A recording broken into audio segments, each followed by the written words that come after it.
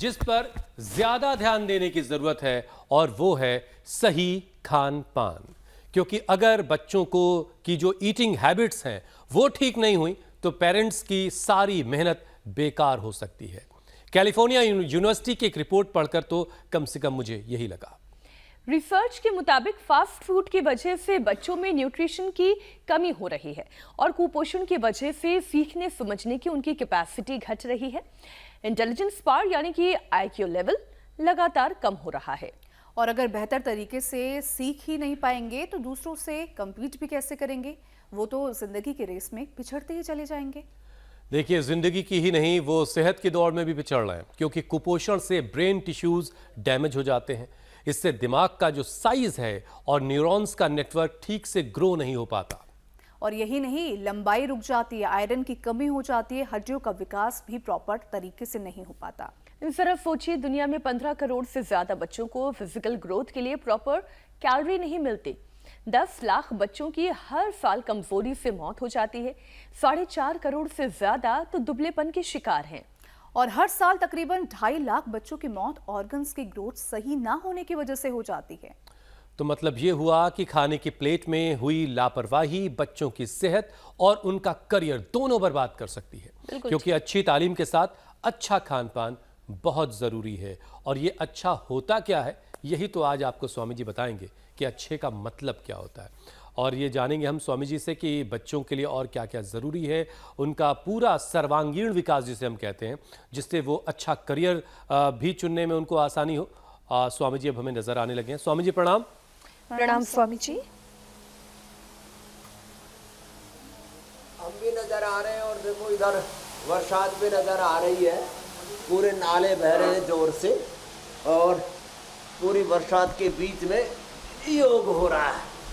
ओहो, बच्चों को शीर्षासन रोज करवा दो नियम से।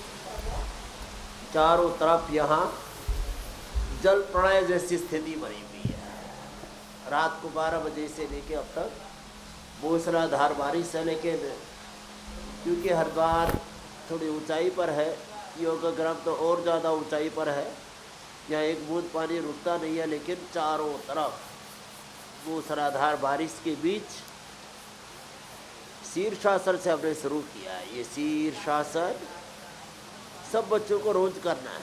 स्वामी जी, आसन तो प्रारंभ में ही बता देना। बारिश को लेकर के आप थोड़ा ज़्यादा खुशनसीब रहे हैं, हरिद्वार ज़्यादा खुशनसीब रहा है, लेकिन अब एनसीआर में भी बारिश हो रही है। पिछले 24 घंटे से यहाँ भी बगैर रुके थोड़ी बहुत बारिश बीच बीच में होती रही है और अच्छा खासा हर तरफ जल जमाव भी दिखाई दे रहा है। मतलब ये कि बारिश हो रही है। बहरहाल, इस बारिश के बीच योग नहीं रुकना चाहिए और कोई भी काम नहीं रुकता, जिस तरीके से उसी तरह से योग भी नहीं रुकना चाहिए और सेहत पर काम लगातार होते रहना चाहिए। और बच्चों के मामले में तो और ज़रूरी हो जाता है। स्वामी जी, बच्चों का दिमाग बहुत तेज़ होता है और बच्चों की ऑब्जर्वेशन पावर भी बहुत तेज़ होती है, बहुत जल्दी सीखते हैं। तो जाहिर है कि उनके लिए हर चीज़ बहुत अच्छी होनी चाहिए। उन्हें जो समझाओ आसानी से समझ लेते हैं। लेकिन अब बच्चों की इंटेलिजेंस पावर घट रही है, उनका आईक्यू लेवल 15 पॉइंट तक कम हुआ है। बच्चों की बुद्धि क्यों घट रही है, इस पर भी बात स्वामी जी की जाएगी। लेकिन ज़रा जो दर्शक हमारे शो आज देख रहे हैं, उनको उनके लिए कार्यक्रम बड़ा ज़रूरी है क्योंकि उनके बच्चों से जुड़ा मामला है। लेकिन उससे पहले मौसम भी ऐसा चल रहा है जिसमें इम्यूनिटी कमज़ोर हो जाती है। तो सबसे पहले ज़रा बच्चों की इम्यूनिटी को कैसे मजबूत किया जा सकता है, इसके बारे में ज़रा लोगों को समझाइए। अब योगाभ्यास तो आपने शुरू करवाया। बच्चों की इम्यूनिटी के लिए एक तो 5 आसन जो पहले बताए हमने, शीर्षासन, सर्वांगासन, हलासन, चक्रासन, पश्चिमोत्तानासन। और बच्चों को सूर्य नमस्कार जरूर करें।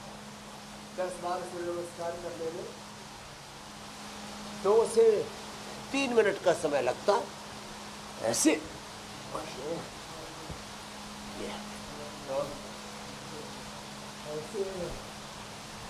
सूर्य नमस्कार। फिर बच्चों को अच्छा आहार। और चलो खड़े हो जाओ बिटिया, आप भी करो। हाँ चलो आप भी खड़े हो जाओ। योगिक जॉगिंग के कम से कम 2 अभ्यास, ये और एक ये तो नियम से कर ले। जो इतना भी न कर पाए वो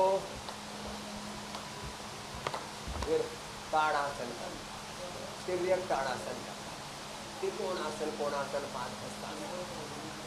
ये इम्यूनिटी के लिए योग, लॉन्जिविटी के लिए योग, योगा फॉर हेल्दी एजिंग, इस बार के इंटरनेशनल डे ऑफ योगा का भी थीम रहा yoga for healthy ageing, yoga for longevity, yoga for immunity, yoga for power. तो पावर योग में ताड़ासन, फिर एक ताड़ासन, थोड़ा सा योगिक जोगिंग, थोड़ा सूर्य नमस्कार, थोड़े दंड बैठक, कम से कम 2 दंड 2 बैठक और एक भुजंगासन भी कर लेना।